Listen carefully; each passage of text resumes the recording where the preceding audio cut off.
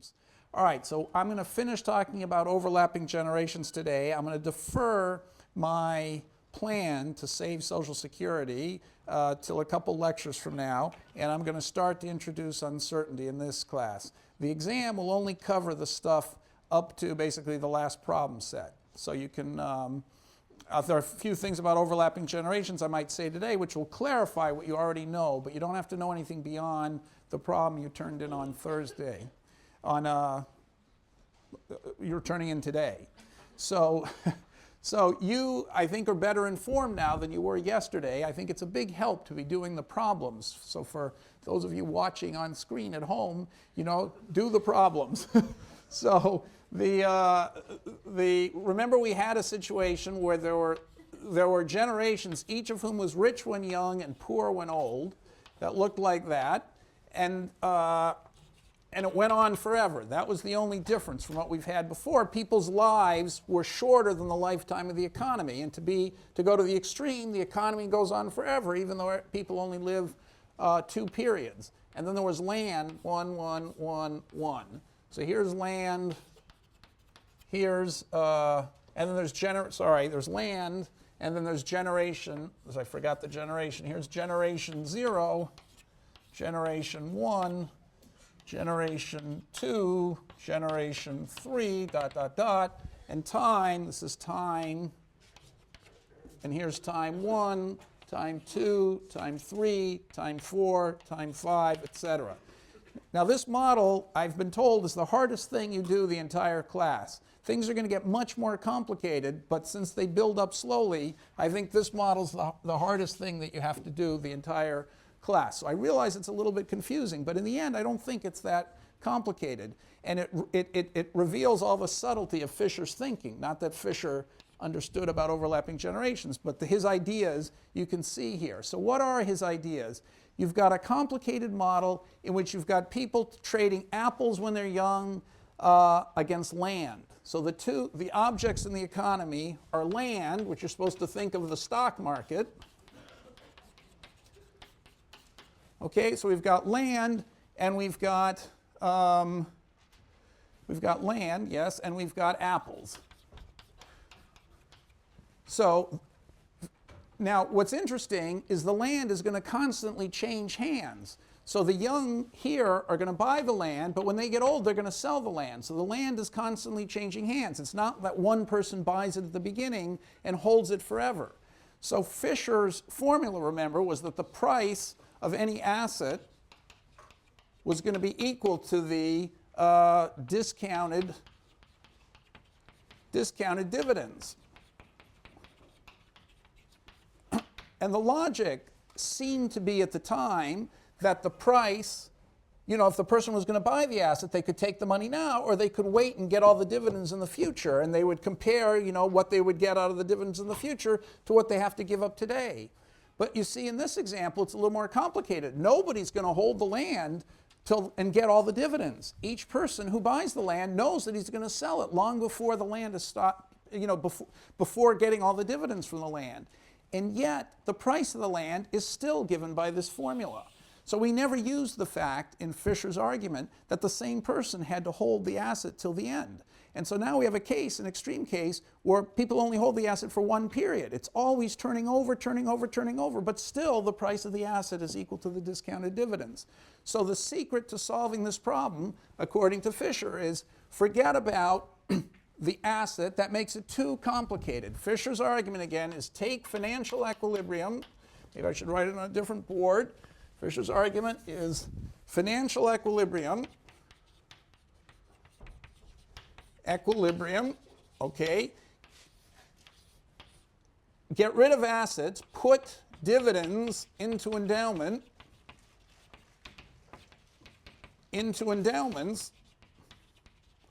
and transform it into general equilibrium, the very thing you solved in the first couple days of class, okay, and then go backwards and figure out what the financial equilibrium is.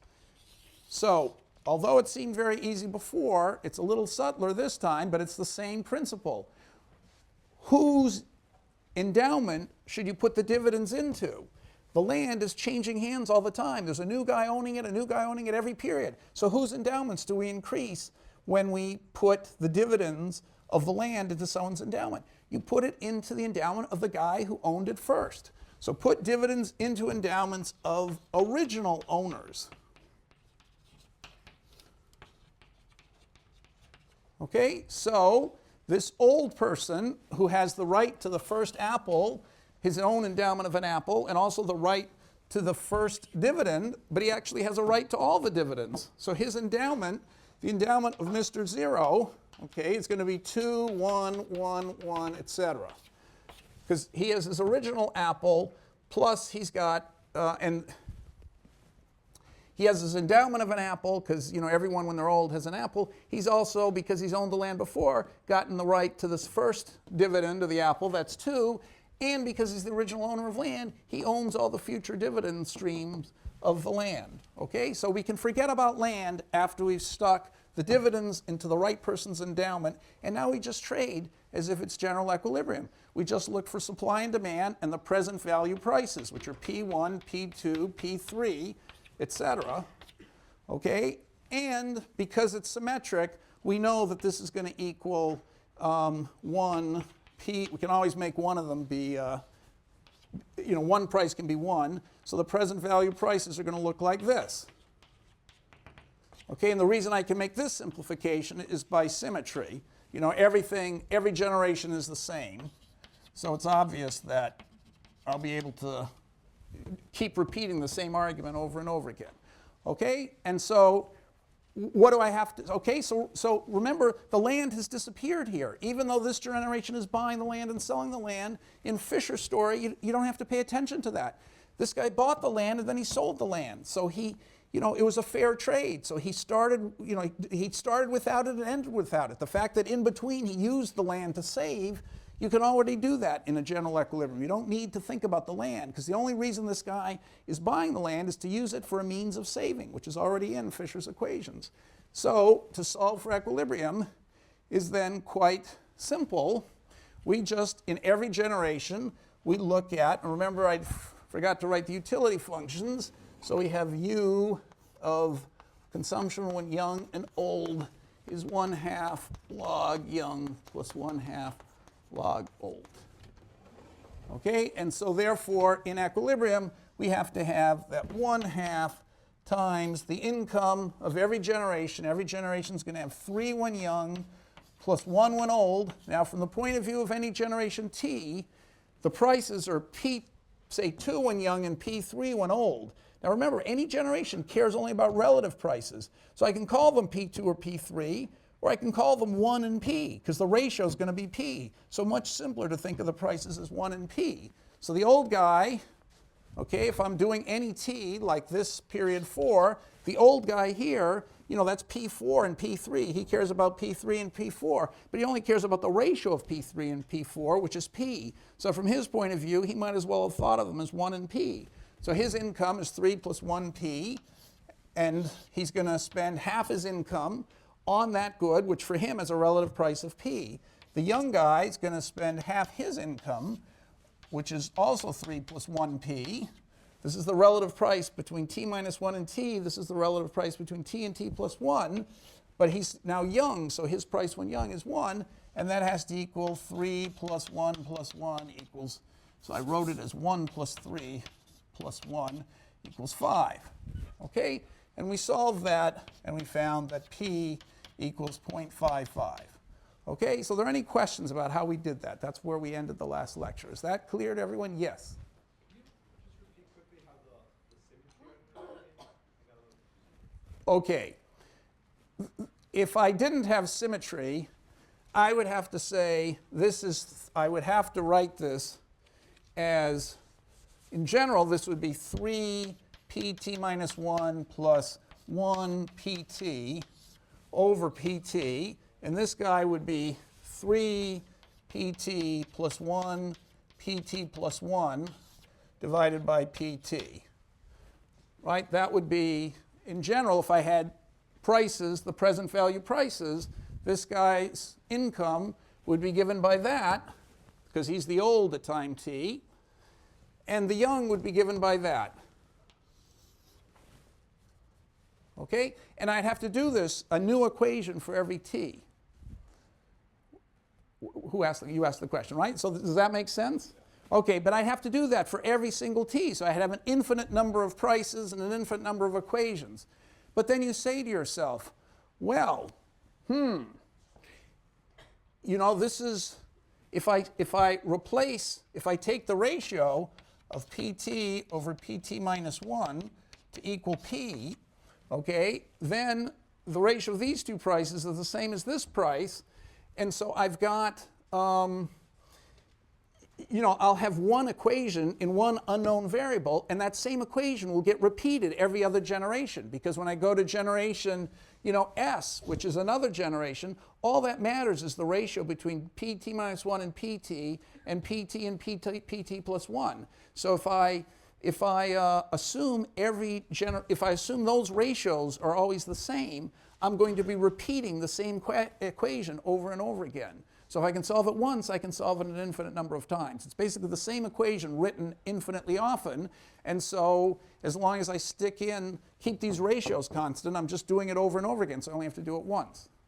So so it doesn't have to work out that it's just because, every generation has the same endowments and every generation has the same utility. That's why it's such a simple thing to solve. Yeah. Is the regular P, before you erased it, then sort of a weighted price that becomes the old age consumption price because we assume young age price is 1? This P is just the ratio between, this is how I got P. PT, okay, P is PT over PT minus 1, which also equals PT plus 1 over PT. The ratio of all the prices is always P. Okay, the ratio between time t and time t plus 1, this good is more valuable than that good. This good is only worth P is 0.55. It's only worth 55% of this good.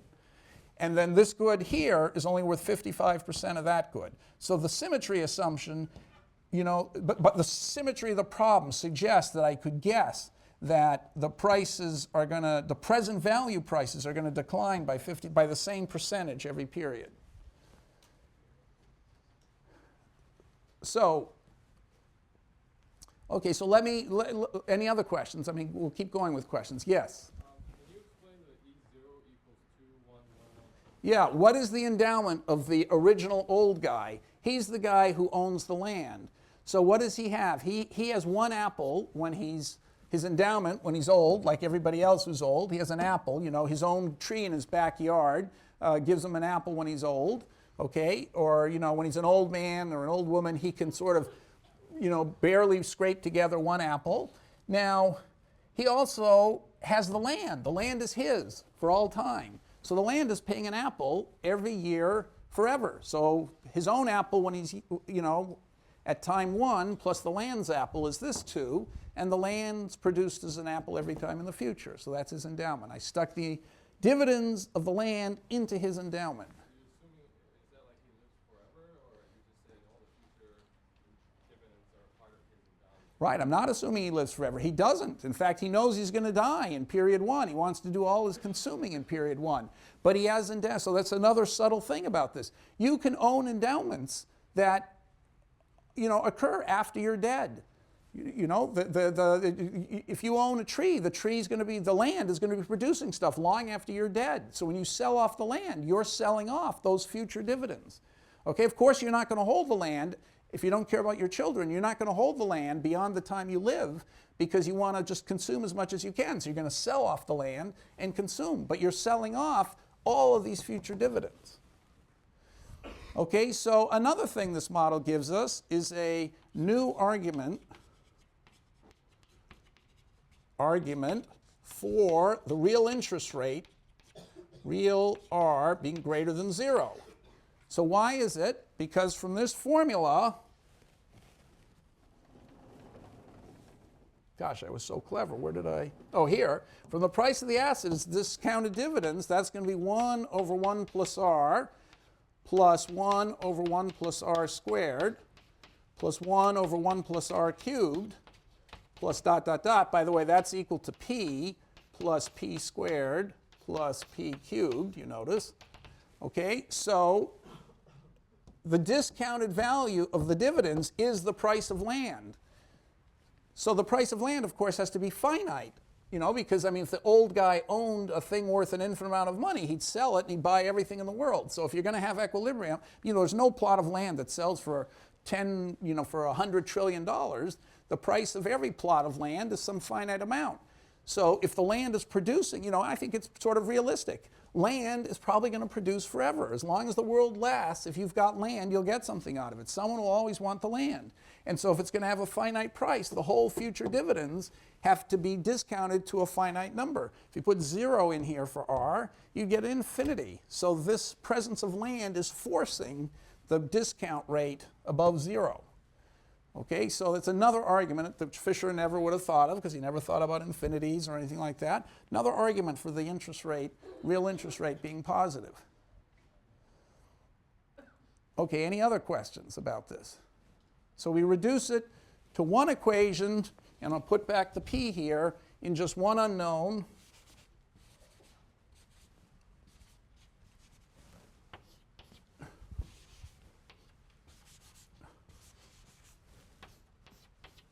Okay, equals 5, and we solve it and we get p equals 0.55. Okay, and it's a quadratic equation, so you can all solve quadratic equations. Now, in this, okay, what else do I want to say? So now, you could analyze all sorts of things. You could do the same comparative statics Fisher does. Suppose we changed the utility function and made this, a third instead of a half. That would correspond to doing what? Making people more what? Impatient. Okay, and what would you think would happen to the interest rate? Go up. Okay, so in the Excel file, we're going to do just that. We're going to see it's going to go up. Instead, we could do the Social Security thing, and we could have every young person give something to the previous old, which means everybody's endowment goes from, say, 3 to 2 and 1 to 2.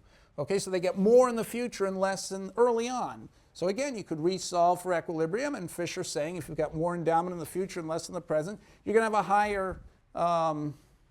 a higher real interest rate. So you get a higher real interest rate. You could make the land more productive and change this to a 2 everywhere and see what happens. Okay, so in this Excel file, I do that. Maybe I'll come back to that. So we're going to do those experiments in a second. But now I want to do two more things before I end this. The first is, I want to say, suppose we had growth in the economy. So what if you had growth? Where am I going to add growth? Over here. I shouldn't have erased that. So let's have growth. Okay, what happens? Well, Tobin, Yale's greatest economist after Irving Fisher, he said something which was 90% right, but not 100% right. He said, I pointed out to him that I got these guys at Social Security, I worked with them, and anyway, these people at Social Security and the Social Security Administration calculated who were the biggest beneficiaries of Social Security, and it was Tobin's generation, the same generation as my father. And I said, look, it's your fault that Social Security is such a mess. You benefited, and I'm going to have to pay for it. And he, just like you're feeling you're going to have to pay for it, so it's even worse for you, but even my generation's not getting a very good deal. Yours is getting a terrible deal. Tobin's got a great deal. And so he said to me, it's not his fault, it's my fault, because I didn't have enough children. Okay, so the question is, what happens if what does that mean? So what Tobin meant is that if instead of having one child for every adult, okay, so every family has 2 children. In other words, instead of one child for every adult, so it goes 3, 1, 3, 1, 3, 1, we start doubling the generations are growing through time. So since this is 30 years or something, we could think of the generations doubling. That wouldn't be such a fast growth rate. And so Tobin would say, might have meant if you double the generations, you're going to have 6 and 2 is the endowment. 2 guys at 3 and 1, which means 6 and 2. Then you're going to have 12 and 4. It's going to be a gigantic growth. And so each generation, when it's old, the young guys only have, if there's 6 and 2 here now, instead of, so I should use a different color. If I wrote 6 and 2 here, if I put 6 and 2 there, then each guy would have to, or 2 guys at 3 and 1, each 3-1 guy would only have to give up half, would only have to give up half of his endowment, half a unit, because there'd be 2 of them, each giving half a unit to the old guy, and each one, when he gets old, getting a full unit. So this guy would get a full unit, the next generation would only give up half a unit. And because there were 4 times as many people in the next generation, each of them would still give a half, making these 2 old guys get their full 1, and when they got old, they'd similarly get a full 1 each of them. So it would seem that if you had a faster growing population, then Social Security would be a much better deal, because the young would have to give up less to the old and still get fully paid back when they were old, and so Social Security wouldn't have been a problem. Okay, so why isn't that so why wasn't it our fault, my fault? In your generation, there's probably not going to have any more children than my generation. So what's the, is that true, Tobin's argument? Is it true that if we just had enough children, we could pay, no one would have to lose out in Social Security? We could make the original generation better off, and also every other generation after that better off? Yep. I think it would raise interest rates so that even giving up half to get 1 would be a loss in the real terms. Right. Okay, exactly. And so you can't know that until you actually solve a model. So the point is that if the generations keep growing like that, the interest rate is going to go up, and so it's still going to be a loss, because although you're going to be trading off minus a half to get 1 as opposed to minus 1 to get 1, so this looks like a much better scenario. Once you get to this scenario, there's going to be a bigger interest rate. So remember, the present value of that trade is minus 1 plus 1 over 1 plus r. That's why it's negative, because r is positive. Here, it's minus a half plus 1 over 1 plus r. Okay, but that's a different r. That's an r, I'll put it at the top. That's in a new economy, a growing economy, and that r is going to be a bigger r. So you're going to, even though it's minus a half instead of 1, this thing's going to be small enough, so you still end up losing money. Okay, but you'd never know that unless you solved it. And in fact, it's still going to depend on a little delicate assumption. So I claim, so Tobin, by the way, never bothered to work this out. I claim that if you're going to be doubling the population like this, there are going to be a lot more people working on the land, and so the dividends of the land are probably going to grow at the same rate. So I would add a 2 here. I'd make the dividends of the land also double if the population doubled. Okay, so the land dividends are going to grow. And so now you can see why the interest rate has to go up, because the present value of the land still has to be a finite number, the present discounted value of the dividends. And if the dividends are growing, then the interest rate had better be growing even faster if you're going to make that a finite number. So sure enough, when you solve it, you're going to get a higher interest rate. Okay, and so how would you solve it? Let's say the growth rate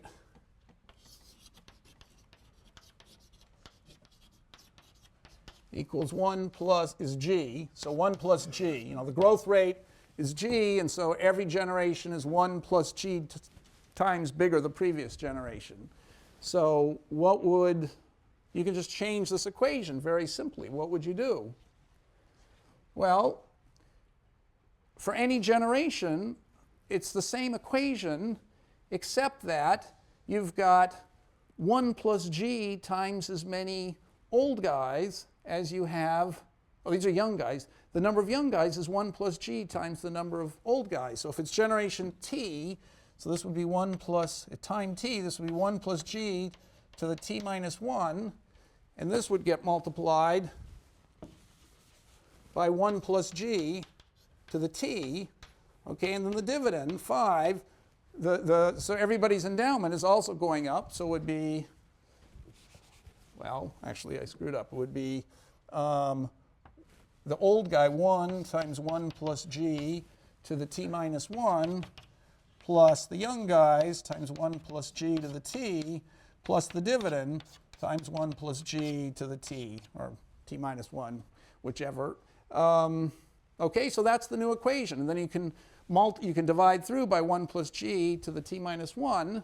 So so this is for this is period t's market clearing equation. But you see I haven't, okay, because the number of old guys is, for each one of them is behaving like that, but they're now this many of them.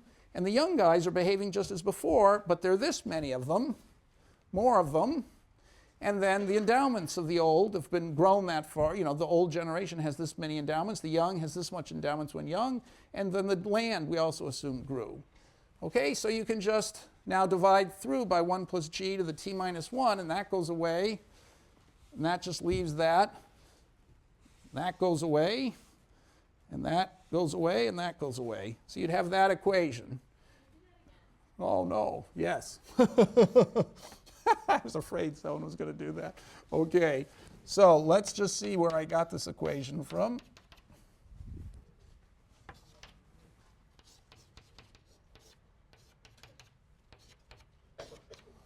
Okay, so I took my original equation, which didn't have any 1 plus g's in it, and I just said if I had growth in the economy, it's no big deal to take that into account. I'm still going to have one equation, so I can still solve it. It's just that at every time t, how many old guys do I have? I have each old guy behaving the same way as before, except that now, there's been a growth of 1 plus g. This is a generation before this one. So this generation is of size 1 plus g to the t minus 1. The young generation, which is one generation ahead, has grown by a factor of 1 plus g. So there's 1 plus g to the t of these guys. So I take their old demand, the same for each guy, but different number of guys, and the young generation's demand, and I have to set it equal to the supply. But that's just the old guy's endowment, so 1 for each old guy, and there are that many old guys, plus the young guy's endowment, same as before, and there are that many of them, plus the land, which I've also assumed has been doubling. 1 plus g is 2, so the land is also doubling. And I'm not sure whether I called this t or t minus 1, but either one, it's not going to make a big difference. Okay? So who asked the questions? You followed that, right? So now I just say I can simplify. I've got 1 plus g's everywhere, so I can cancel a lot of them out. That's all I did. So if I divide by 1 plus g to the t minus 1, I just get rid of the 1 plus g to the t minus 1s. I change 1 plus g to the t divided by 1 plus g to the t minus 1. That's just to the first power. I got rid of this one. I made this to the first power and this to the first power. Okay, so I can solve that perfectly easily. Okay, and I'll do that in Excel in a second. So, and then we can see what happens to everybody's utility. So, any questions about what I did here?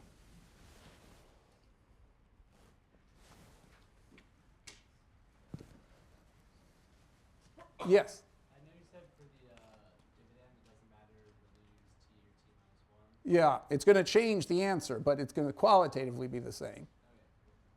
So if we were doing this numerically, would you still want to go to the old generation and use t minus 1? Well, it depends whether when I do this I want to say this is 2, 4, 8, 16, or whether I want to call it 1, 2, 4, 8, 16. So I don't know which is the right thing to. Probably I should have done 1, 2, 4, 8. Probably the way I have it here, which is t minus 1. Okay, any other questions about this? Okay, so the last thing to do is to just do it numerically, because it's a pain to have to solve these. These quadratic things. It's only one equation, but it's still a pain to solve. And I happen to have written a file that you can use to solve these all automatically.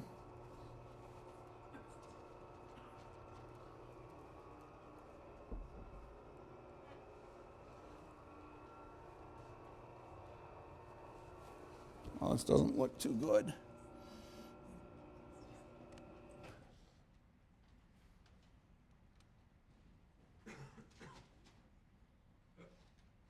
Okay, so the first case I did is I say, suppose A, that's the exponent for how patient you are, it's half. Okay, that's the first exponent.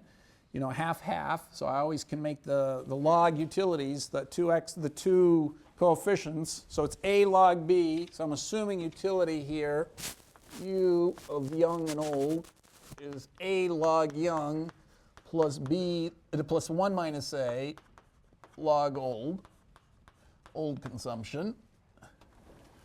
Okay, so A I took to be a half. That's just what we were figuring out. I took the endowments when young to be 3 and when old to be 1, and the land output to be 1 forever. And then whatever, the price is what I'm going to try and solve for. And so I solved the market clearing equation and squared it and, did Excel solver. And I got the consumption, which we figured out was 1775 when young, and when old was 3.225, which adds up to, the two of them add up to 5 together, just as we thought. And so I even calculated the utility of each of the people. I didn't take log utility. Actually, I wrote a monotonic transformation. I put y to the a, z to the 1 minus a. It was easier for me to, you get positive numbers. That's just that's e to the u. So I might as well describe utility as the exponent of u. Take e to it, so it's a positive number. When you do logs of small numbers, you get negatives, so that's easier to look at. So that's the utility. Okay. Now we can do Social Security. What happens with Social Security? The only effect of Social Security, remember, is the same model. You just take stuff away from the young and give it to the old. So nothing changes except the young's endowment goes down to 2 and the old's endowment goes up to 2. And then the rest of the model is exactly the same. And so, of course, it's going to give you a different price. PA is different. So PA is smaller. That means today's price of next year's good is smaller. That must be more discounting. So I did the interest rate, 1 over 1, 1 over 1 plus R equals P. So, the inverse of P is this thing. Okay, so the forward rate is 161%. And if you think of that as 30 years, that's an annualized 3.2% interest rate. Before, it was only a 2% interest rate annualized, right? Remember, we got the 1 plus R to be 181%, 1.81, so R is 81%. Okay, so this Social Security doubled the interest rate from 81% to 161%. Huge increase in the interest rate. So Social Security has raised the interest rate, and so you resolve the whole equilibrium, and it had, it didn't crush everybody, but everybody's utility went down, except for the very first generation. We know they won for free. Okay, but now I could do the same thing with growth. Okay, I could just solve that equation on the left, and so I plug in now the growth rate from generation to generation, 1 plus growth, and here I've got 2. Okay, so it doubles every period, just the example I did, and so I solve it. And you see that, of course, when the generation's growing and land is being more productive and there are more apples and stuff like that, there's just more for everybody to consume. It's actually made everybody better off. Okay, but now we see that Tobin, and the interest rate is higher, way higher, 247% instead of 161%. Okay, if I do now Social Security in the growing economy, every generation when young only has to give up half an apple and get a whole apple when old. So that raises the interest rate from 247% to 300%, annualized from 4% to 4.7%. Okay, so the rate of growth is faster now than the growth of the economy, right? This interest rate, 300% is faster than the rate of growth, which is 100%. So again, everybody is going to lose. They're going to go from 3.06. They're still going to lose by Social Security to go down to 3. But Tobin, I would say, is 90% right. Although more children doesn't solve the Social Security problem because it's going to increase the rate of interest. So you're still going to have losers. Nonetheless, the loss is now much smaller with lots of children than it was before. So Tobin, I would say, is 90% right. If only every generation would have more children, we still would have had a crisis in Social Security. We still would have had, this every generation complaining it was getting a bad deal, but it would be a lot worse. It would be a lot less bad than it was before. Okay, so, and then I did this variant depending on, what we said, whether the growth was, whether I had a g to the t or a g to the t minus 1 there. It doesn't really change that much. Okay, so that's it. So you see, just by a very simple modification of the problem. You can resolve, you can just, it's just, the understanding is so much, at least in my mind, so much clearer now about what role growth plays. Having more children doesn't make the problem go away. It makes it better, but you can never make it go away because the interest rate is always going to be higher than the rate of growth of the economy. Okay? So let's do one last experiment on this stuff. Okay, another problem to resolve. So this was a big, I wrote a paper. The newspapers were saying the same sorts of things, and I'll tell you what they were saying. Oh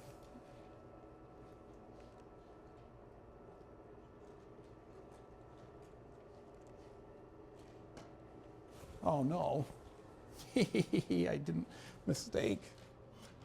Sorry.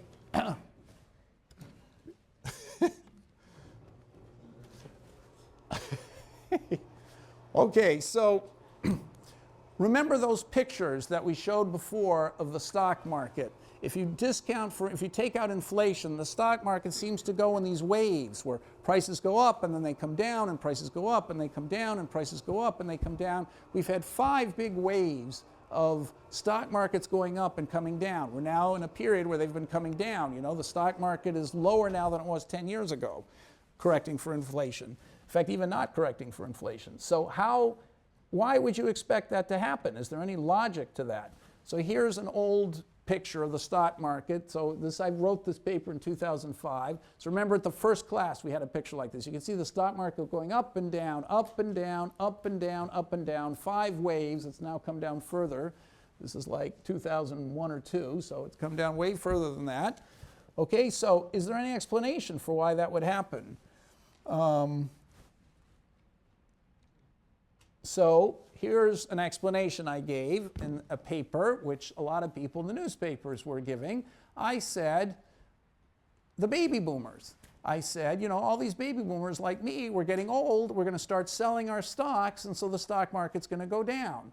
And so that's what newspapers were saying too. The difference is that the economists criticize the newspapers and me, and they say, oh, you're crazy, they said. The stock market, it can't be that the stock market is going to go down, and everybody knows it's going to go down, because if we knew it was going to go down in the future, it would have already gone down now. And so you have to give an argument. So what I pointed out was that if you look at the history of live births, you get the same cycle. Look, it went up and down, up and down. I don't know if you can read that. I can hardly read it myself. What years are these? Why is it so unreadable? Let's just see if I blow it up a little bit, whether that... Okay, now I can see it. Okay, so this is 1910, 20, 30, 40, 50, 60, 70, 80, 90, 2000. So you can see these are live births. So there was a baby boom and then a plummet. And another huge baby boom, that's the famous baby boom, my baby boom, and then a plummet. And then there was another baby boom, I forgot what they call it, the X generation or whatever it is, some other baby boom that happened. Basically my baby boomers, me having lots of, having children, another big baby boom, and then birth rates are going to go down. So I think that you are, the number of 18-year-olds in the country is, at its all-time high, or is going to be in 2 years when my poor son tries to get into college. And so and then it's going to go down again. So this is a cyclical thing that keeps happening over and over again with baby booms and busts. And everybody knows about the baby boom after the war, my generation, the 50s and 60s, when I was born. Everybody knows about that, but they don't realize that there's been baby boom after baby boom after baby boom, and this is a cyclical phenomenon. And then the thing they really don't know is that it's exactly the same as the stock market, that the stock market followed, those 5 patterns in the stock market were the same patterns of the baby boom. Okay, so I'm going to end with that picture.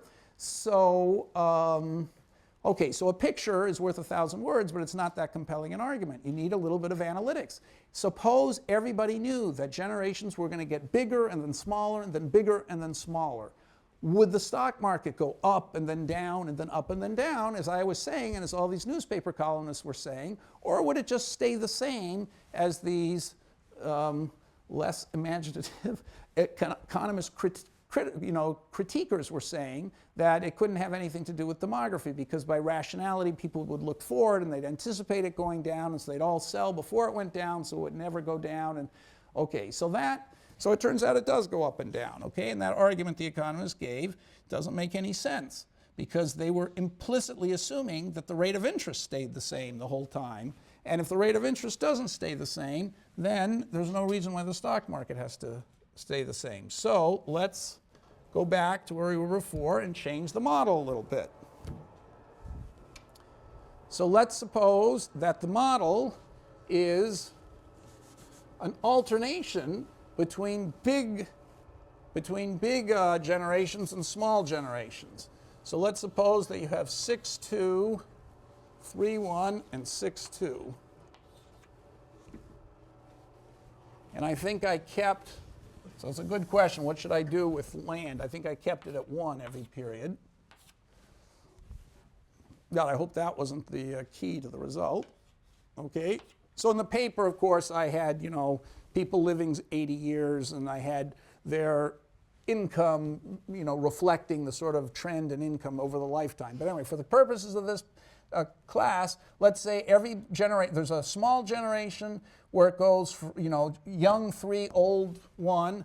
Then the next generation, which is just 2 guys, so they're both 3-1 guys, so in aggregate they're going to be 6-2. The next generation is 3-1, the next generation is 6-2, the next generation is 3-1, and it keeps alternating like that forever.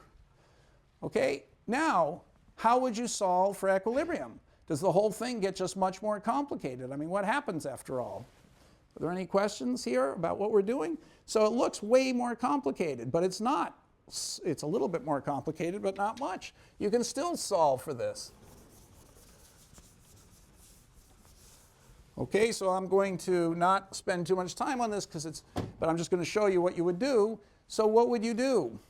Well, by symmetry, I claim you can guess that there are going to be 2 prices. So you notice that every generation only cares about the relative price between when it's young and when it's old. So there's this relative price. That relative price between consumption at time 1 and time 2, that's going to affect the generation born at time 1. It actually has no effect on any other generation. These generations are born after that. So this interest rate, this relative price between these 2 periods, affects only one generation.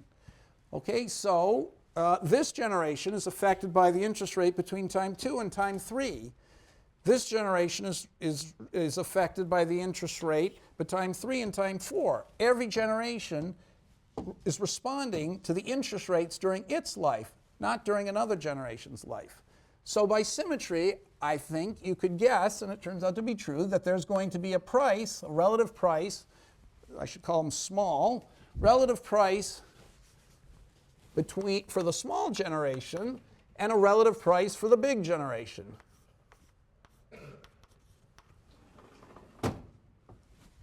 Okay, and that the same thing is going to happen. So this is going to be, this relative price will be P small, this will be P big, and then we'll get P small again here, and P big connecting these guys. And it's just going to keep repeating itself over and over again. And by symmetry, you could guess that the equilibrium would look like that. Is this making sense? It's not making sense. Is it making sense? So what would I have to check to see that there's equilibrium? Well, any generation, so let's do it over here. Let's do a small generation.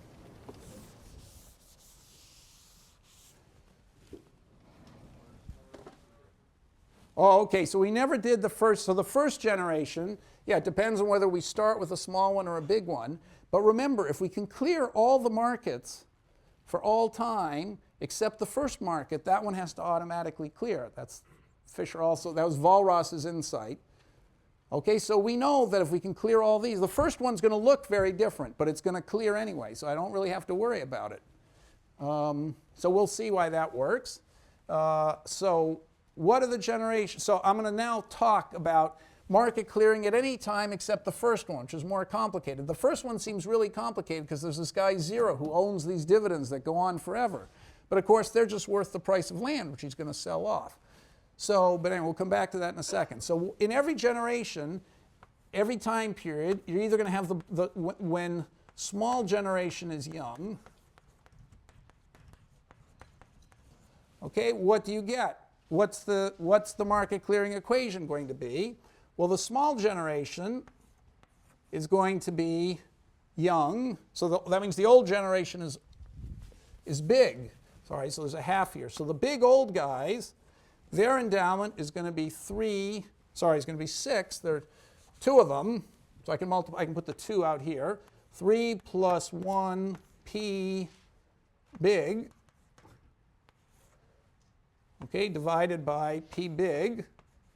That's the big old generation, plus, and the young generation, there's just they're the usual 3 plus 1 P young divided by 1, okay, has to equal, now how many endowments do we have?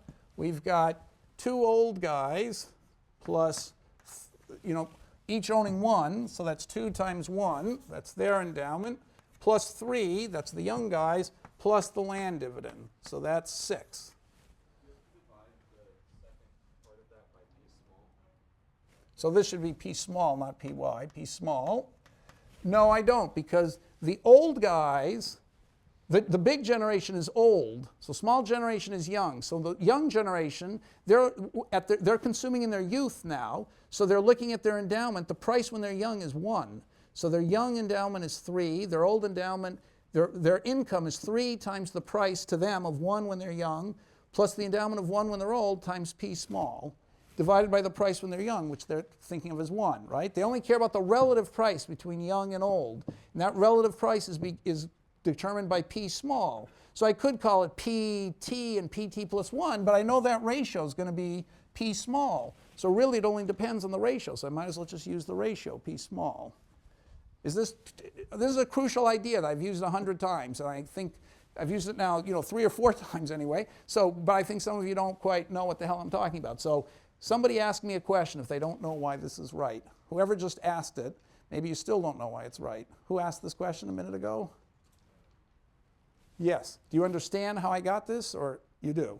Okay? But when the old guys, see the old guys, which is the big generation, we're clearing time, we're looking at this time. So the total endowment is 3 for the young generation, their endowment is 2, and the 1 unit of land, that's where I got the total supply of 6. So this generation, when it's young, they care about the P small, the relative price between here and here. And so they're looking at P small, the relative price of 1 to P small. The old generation, at the same time, is looking over their lifetime at the ratio of consumption here to here, which is given by P big. So they've got a P big here, and they're consuming when old, so they're dividing by P big. Okay? But now we've got a second equation, which is when big generation is young. So why don't you tell me what that equation is going to be? How much is the endowment when the big generation is young? So that's maybe clearing at this time. Here the big generation is young, so what's the endowment? It's going to be the young. So the old, there's only going to be 1 old guy. There are going to be 2 young guys, each have endowment of 3, plus 1 unit of land, so that's 8. And you can see that adds up to 6 plus 1 is 8. Okay, and what's their demand? What's the demand for the 2? So there's the old. What are the old going to be doing here? It's in this generation we're doing the market clearing. Somebody knows how to answer this. Yeah. Don't they have 2 when they're old as well? So 2 times 3 plus 2. Over here, the small generation only has 1 when it's old. Big generation. But big generation, that's over here. We're clearing at this time period. So there's a bunch of young guys and just a few old guys. So the endowments are 6 plus 1 plus 1. The time is going that way. So that's why that's an 8 over here. So 1 So this is the one old guy's endowment, 2 young guys who have 3 each, that's endowment of 6, plus the land is 1, so you get 8. That's how I got an 8 over there. That's the supply, so what's the demand? Who's trying to buy the stuff? What's the demand of the old guys? They're going to spend all the resources they have. So, and that's going to be what? They're planning to spend when they're old. Okay, we're doing this one. So when the point of they make their plans when they're young. They anticipate what the prices are going to be, and so how much do they plan to spend when they're old? 3 plus 1 P what? P what? What P? P small, exactly. Over P small plus, what are the young guys doing? We're over here, so 2, there are 2 of them.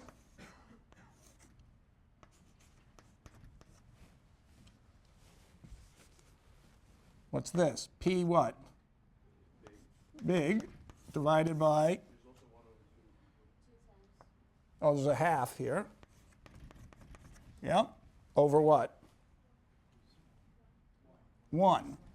Okay, exactly. So that's it. So there are 2 equations and 2 unknowns, P big and P small, and 2 equations. So to solve this whole model, you could get 2 equations. You just have to solve these 2 simultaneous equations, which I did.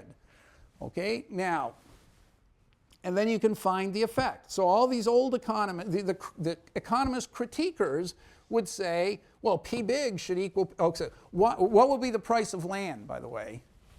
So what's the price of land going to be in the end?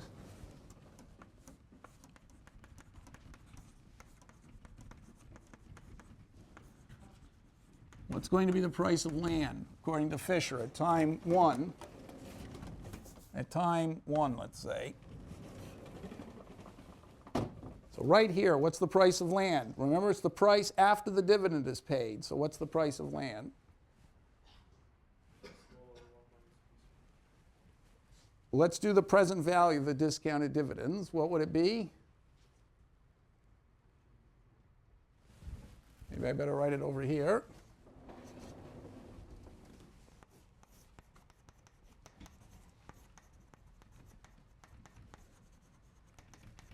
Remember, the dividends are just 1 plus 1, 1 plus, so there's going to be 1 plus 1 plus 1 plus 1, but I'm going to be discounting, I'm going to be multiplying by something. So what is the price of land? P small, incidentally, equals, I could always write that as 1 over 1 plus R small. And I could write P big as 1 over 1 plus R big. Okay, so what's the price of land going to be? So it's the price of land starting here just after the dividend is paid. So it's very, it's hard to think about this, but if you can figure this out, then you've totally understood everything in the course, because this is so much more, it uses all the ideas in a just way more complicated way. Yes? It's a geometric average of R of small and R of big. Well, start telling me the formula. So if I want to multiply, if I want to do the first terms, what is this first term? Is R. R of small. So you would put 1 plus R small here. Okay, and now what would you put over here? What? 1 plus R big. You'd put 1 plus R big here. Times 1 plus R. Okay, very good. So now you guys really know what's going on. And what would you put over here? Times 1 plus R small. Okay, exactly. 1 plus R small times 1 plus R big times 1 plus R small. Okay, that's that one. I'm going to stop with that too much. Okay, plus dot, dot, dot. Okay, so you have the idea now. What's the idea? Discounting between, you're taking the present value of all the dividends.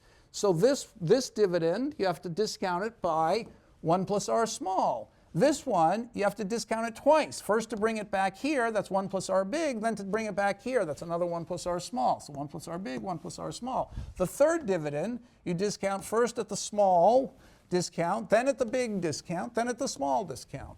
Just like that. You keep adding them. So why should the prices, what if you look at the price of land at time 2? Is it the same number as that? Is it the same formula? It's not the same formula because at time 2 you're starting here and the first discount is P big. Okay, so it's going to be 1 over 1 plus R big plus 1 over 1 plus R big times 1 plus R small plus 1 over 1 plus R big times 1 plus R small times 1 plus R big plus dot, dot, dot. So this isn't the same as that. Okay, it would only be the same as that if R big was equal to R small, if P small was equal to P big. So which one do you think is so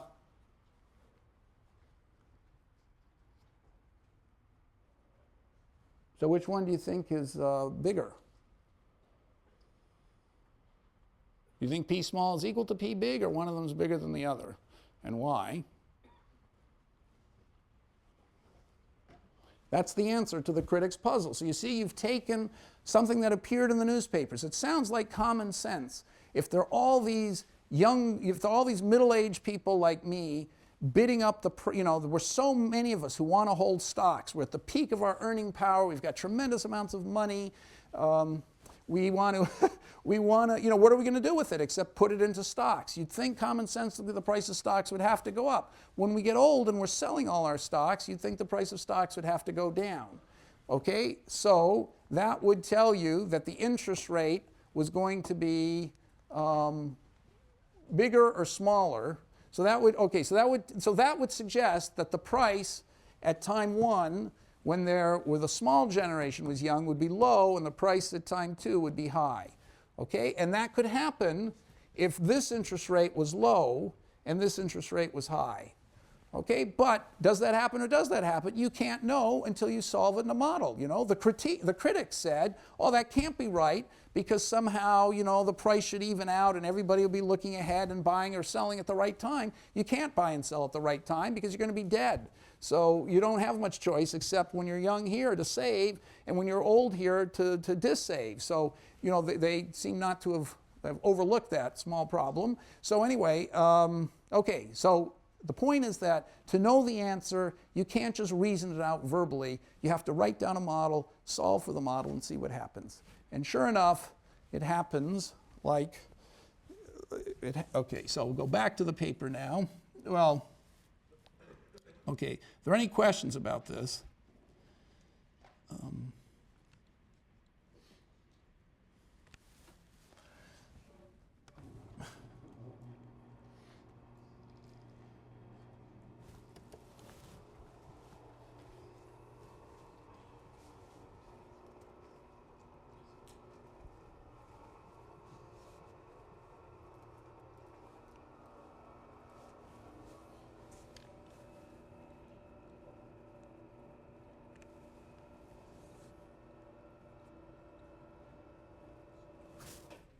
Okay, so all I did in this spreadsheet is I wrote down those two equations. So you see that I've got the young and the old have the same half-half log utilities. The small generation is 3:1. The big generation is 6:2. Land is always producing 1 every period, and we get 2 different prices. The price is called PA. That's the A generation, which is the small generation, and the B generation, which is the big generation. So you can see that PA is a very small number when the generation is small, and that means the discount rate is very high. So a high interest rate when the generation is small, and a low interest rate when the generations are big. So in the money-making peak of the big generation, the real interest rate is small, and so that means you're not discounting very much. And so the prices are high of land. And so sure enough, the price when the small generation is young is 1.29, and when the big generation is young, it's 2.08, vastly higher. So it really is the case that as the generations rise and fall, the interest rates rise and fall, and the price of land rises and falls. And everybody's rational and anticipating everything. Okay, so there really is, it really could be. I'm not saying it's true, because it could be a coincidence that these things all matched up. But the fact is, demography can have a big effect on economic equilibrium in the stock market, and you can be an economist and believe in demography. You don't have to be a Marxist or something to think demography and fertility and all that stuff is going to affect the economy. And for a long time, economics tried to wall itself off from other social sciences and say, oh, those fertility people and all those touchy-feely people, it's got nothing to do with the real markets. Well, it has a lot to do with the real markets. Okay, so one last thing. Would you rather be in the small generation or the big generation? Of course, the answer's there, but tell me why.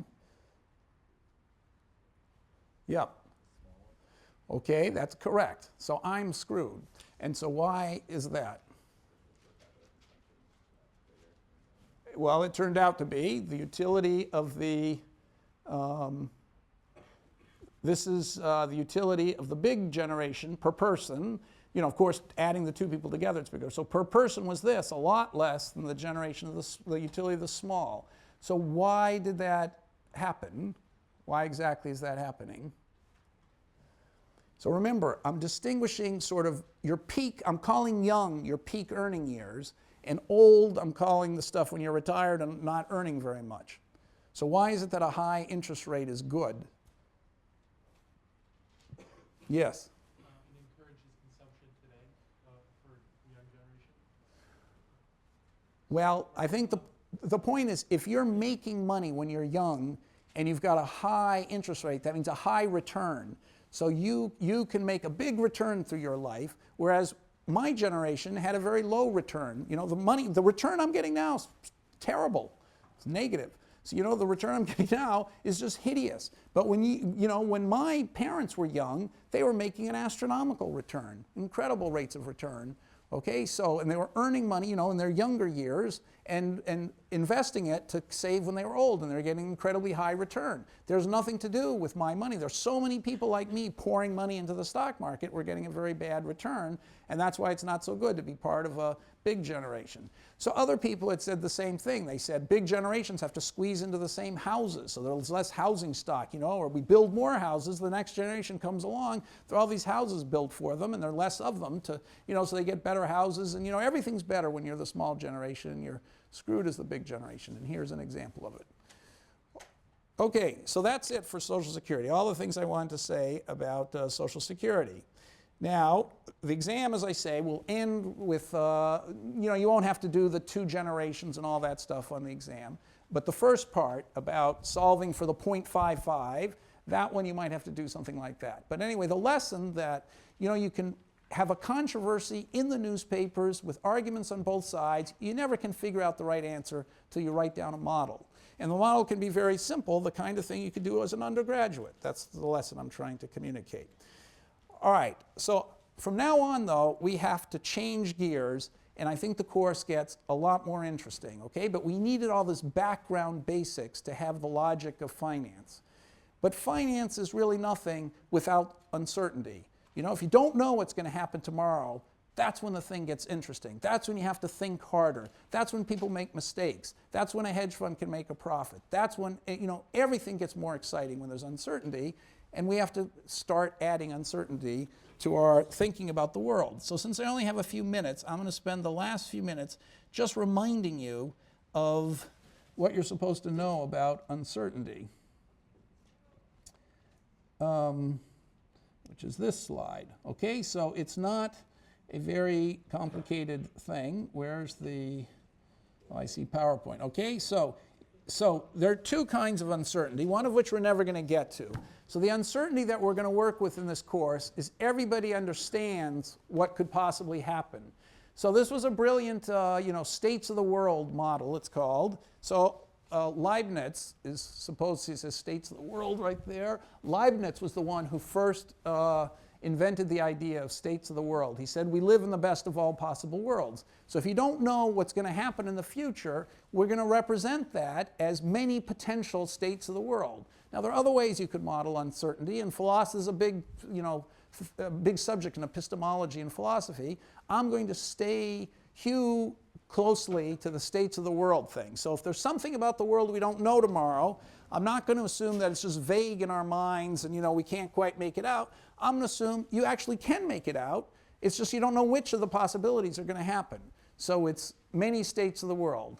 So a example of that, of course, is spinning a dice or spinning 2 dice. So you don't know, which of 36 possibilities is going to happen. Each of those would be one state of the world. Okay, so we can, so those are all the possible sums. So there are more states of the world than there are outcomes, notice. You can get 2 through 12 as the sum of the dice, but there's still 36 possible states of the world. And so that random variable, the sum of the 2 dice, is expressed as a function. It says in every state of the world, what is the random variable's value? So our state of the world, by that I mean something that's so detailed that it tells you the value of every random variable. So that's how I'm going to be thinking of uncertainty, that we're here today and a bunch of different things could happen tomorrow, and this is an exhaustive list of everything that can happen tomorrow. We're going to have to come back and criticize this assumption, but it introduces uncertainty in a way which is still quantifiable and not vague. Okay, so you can talk about the histogram of outcomes of the dice, how many ways, what chances are the chances of getting a 7, 6 out of 36, etc. So this is stuff I'm sure you all know. Okay, the most famous histogram in all of mathematics is the normal distribution, which I don't have time to explain. And so a normal distribution, remember, is this exponential thing. The dice example, is sort of looks like it. In fact, if you had enough, you had enough dice and you kept averaging their outcome, it would be normally distributed. So lots of things turn out to be normal. One of the properties of normal is that the tail gets small very quickly. Okay, and so you're not going to get very many outliers. The normal distribution is a very common distribution. There are lots of reasons why it should occur all the time, and it's also mathematically very easy to work with. And so economists for a long time assumed everything was normally distributed, but an implication, as I say, of normal distribution is that it's very unlikely something extreme is going to happen because this thing goes down exponentially fast to 0. So you're almost never going to see something way out here. Yet we get these crashes fairly frequently. If every 10, 20, or 30 years or something, there's some gigantic outlier. So clearly things can't be normally distributed, and that's called fat tails. Okay, and I'm sure you've heard about that in the newspaper. We're going to come back to that. Okay, now there are a couple things that you need to know. So you can represent the payoff of any random variable as a picture. In every state, what it's payoff. Okay, so a riskless random variable, riskless investment will pay the same amount in every state. So I still have a few minutes here. Okay. Okay, so now 2 incredibly important concepts, which I'm sure you know, or at least the mean you know. Just the average, what's the expected payoff? So the expected payoff is you multiply the outcome in every state by the probability of the state, and you add it up. Okay, so how many different ways? So if you have 1 dice, okay, you can figure out the expectation of 1 dice. It's equally likely to get 1, 2, 3, 4, 5, or 6. And so if you add all those up, multiplied by a 6th, you get 3.5. So the expectation of 1 dice is 3.5. The expectation of 2 die is therefore, okay, so that's 1 dice. Okay, now the expectation of adding 2 dice together is of course going to be 7 because the expectation of 1 dice is 3.5 and the other dice is 3.5 and so the expectation of the sum is the sum of the expectations, so it's 7. Okay, so you know that. Now one more thing that you have to know is the variance. So how do you measure how uncertain you are about what's going to happen? Well, the simplest number to do, like with the dice, is to say, okay, the expectation is 3.5. When we don't get 3.5, it means there was some error. Our expectation wasn't confirmed. So you could just measure the error as the distance between 3.5 and what you actually got. So if you got a 4, you could say you were off by a half. But people don't do that. They measure the square of the distance, okay? And they take the average square of the distance. That's called the variance. Okay, so it would be, if you got 4 when you're expecting 3.5, the error is a half squared. So it's you take a 6 times a half squared plus a 6 times 1.5 squared plus a 6 times 2.5 squared. That's for the high mistakes. And the low mistakes, you take a half times a half squared plus a half times 1.5 squared plus a half times 2.5 squared. Now, why do they use the expected squared error instead of just the expected error? Well, for this simple reason, which you may not have thought of, if you had to guess, if you looked at the error as the penalty for making a wrong guess, and you were forced at the beginning to say, what guess would you like to make for how the dice is going to turn out, how the die is going to turn out, and if you're wrong, we'll penalize you by this measure of error. Well, if you're just taking the absolute error, your best guess would be any number between 3 and 4. You could say 3.5, but you could also say 3.25, because if you said 3.25, you'd become closer on all the low rolls of the dice and be a little further off on all the high rolls, and you'd get exactly the same error. So you could say any number between 3 and 4. But if you make the error the square of the mistake, your best guess is always to say the expectation. 3.5 is the only thing you can say to minimize your expected penalty if the penalty is the squared error. So because of that, that's connected to a mathematical thing, and in orthogonal vectors and all that. Because of that, the error we talk about always is the squared error. And so that's whenever we're measuring uncertainty, we're going to talk about the squared error. The average of the squared errors, or the square root of that, which is called the standard deviation. Okay, I have one more minute to just finish this. So I'm assuming you all know that, okay, or can learn that. Okay, one more thing that I'm going to assume you know. The last thing is the covariance. What does it mean to say that random variables x and y move in the same direction? So this was quite a brilliant thought. So what it means is that to move in the same direction means if x surprises you by being above what you would have expected, so if the expectation of x is x bar and the expectation of y is y bar, if you multiply the two and they're both higher than you expected, you'll get a positive number. If they're both lower than expected, you'll also get a positive number. So by taking this sum, the expected deviation from the expectation multiplied, you get a number which, when it's very positive, it means they're either both positive together or both negative together. So they're going in the same direction. If one of them is above the average while the other one's below the average, then you'll get a negative number. So big covariance means they move in the same direction. Big negative covariance means they move in the negative direction. Okay, so I'm going to take it for granted you know this, and we're going to take this up starting right after the exam, which is on Tuesday.